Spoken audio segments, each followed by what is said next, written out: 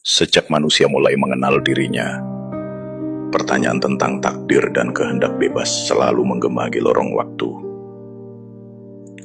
Sebuah pertanyaan tua yang tak pernah benar-benar dijawab. Ia hanya bergema, berputar, dan lahir kembali di kepala setiap generasi. Kaum agamawan berkata, segala sesuatu telah ditetapkan oleh Tuhan sebelum langit dan bumi diciptakan. Mereka memaknai takdir sebagai naskah tertutup, dan manusia hanyalah pemeran di atas panggung ciptaannya. Namun kaum ateis dan agnostik menolak gagasan itu. Mereka bertanya, jika segalanya telah ditetapkan, lalu di mana letak kebebasan manusia untuk memilih? Dua kutub pemikiran itu terus beradu, padahal keduanya sering keliru dalam memahami hakikat qada dan qadar. Qada sejatinya bukan daftar nasib yang membelenggu manusia. Qada adalah ketetapan hukum-hukum alam dan kehidupan, hukum gravitasi, hukum sebab akibat, hukum energi yang menata semesta dengan presisi. Ia adalah algoritma besar, source code yang Allah tulis jauh sebelum semesta diciptakan. Sebuah sistem logika kosmik yang bekerja dengan sempurna. Setiap sebab melahirkan akibat. Setiap tindakan manusia memicu konsekuensi dalam jaringan hukum ciptaannya. Dan di sanalah masuk kehendak bebas manusia.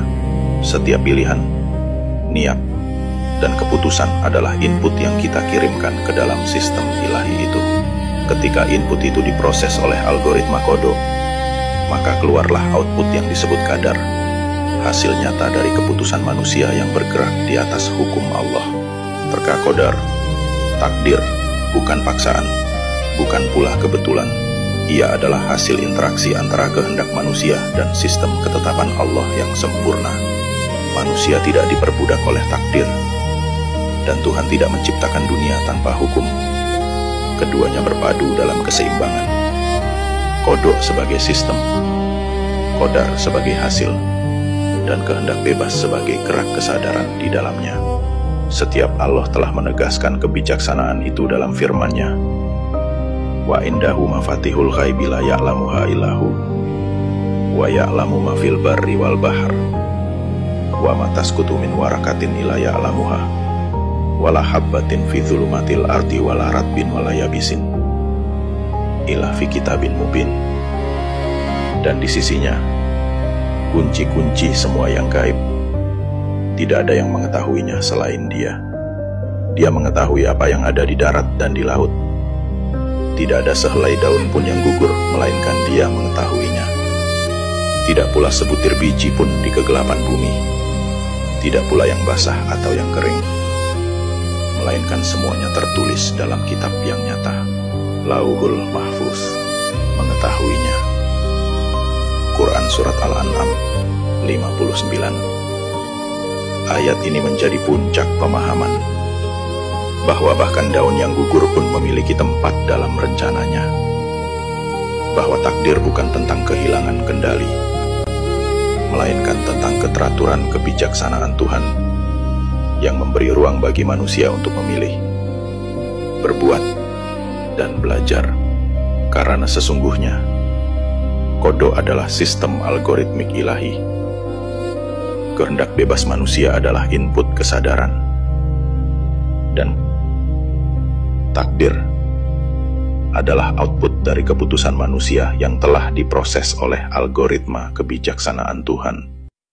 Dan disitulah manusia tidak sekedar hidup di bawah takdir, tetapi hidup di dalamnya sebagai bagian dari kehendaknya yang sadar.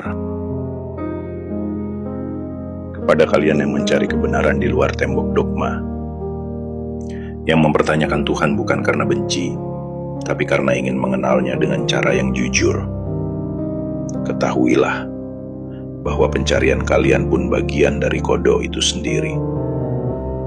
Setiap keraguan, setiap pertanyaan, setiap percikan logika adalah input kesadaran yang sedang bekerja di dalam algoritma kebijaksanaan Tuhan. Ia tidak menolak akal, karena akal adalah salah satu bahasa yang Ia ciptakan agar manusia mengenalinya melalui berpikir. Mungkin kalian belum percaya pada Tuhan sebagaimana kami mengenalnya. Namun selama kalian masih mencari kebenaran, kalian sedang berjalan di jalur yang Ia siapkan. Karena bahkan keraguan pun adalah bagian dari proses menuju cahaya. Dan di sanalah iman dan logika berhenti bertentangan. Karena keduanya ternyata bersumber dari hal yang sama. Rasa ingin tahu yang Allah tanamkan dalam diri manusia.